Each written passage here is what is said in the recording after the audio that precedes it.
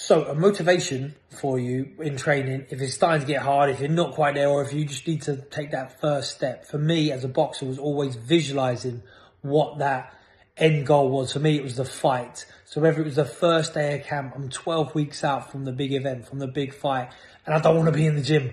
I don't want to have to get on the road and start running. I don't want to go on a diet. I don't want to do all those things.